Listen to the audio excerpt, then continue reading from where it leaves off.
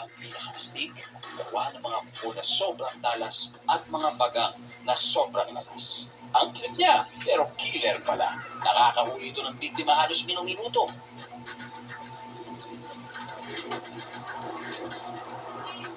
Ang mga kuko niya sa harapan 10 mm ang haba. Ang mga bagang naman nakakawasak ng shell.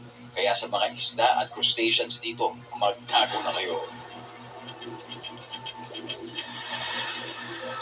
Lalong naging maaksyon nung makisawsaw ang isa pang otter.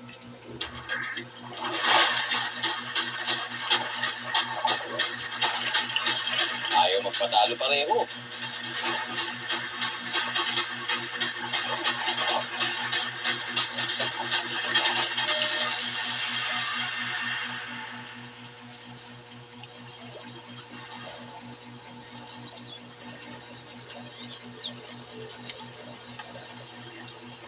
Nahati ang isda, di bali na, kaysa wala.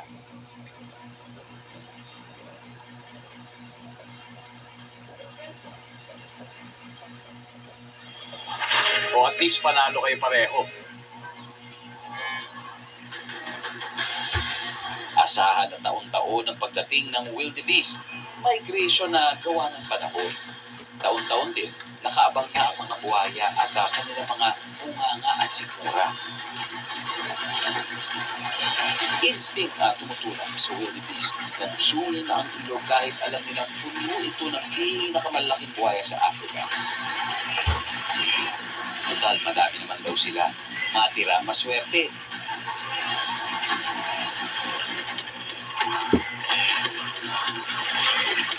Bawat taon, 1.5 milyong wildebeest ang tumatawid sa Marathon.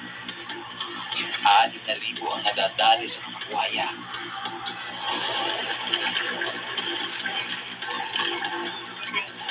Ang mga ito kasi, batikan, milenyo na ang naipong karanasan sa pagiging hunter.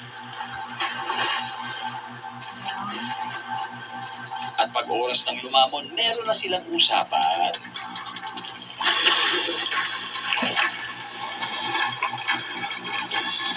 Pinakamarami siyempre para sa pinakamalaki. Eto yun, si Bossing. Para ako na nag-ahari dito. Mabilis magtanda ang mas maliliit sa kanya.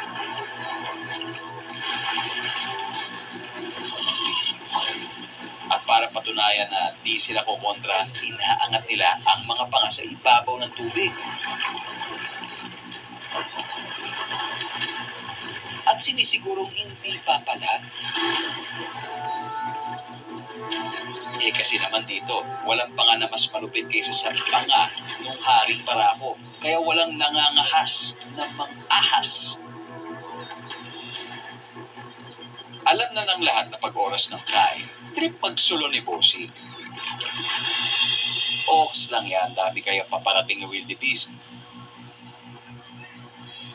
Habang abala sa pagtawid ang megatropa, nakahanap ng pagkakataon ang babaeng leon.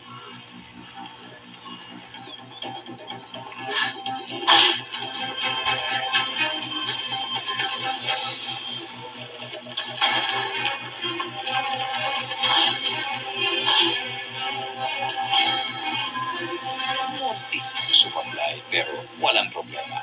Anli ang wildebeest na madla.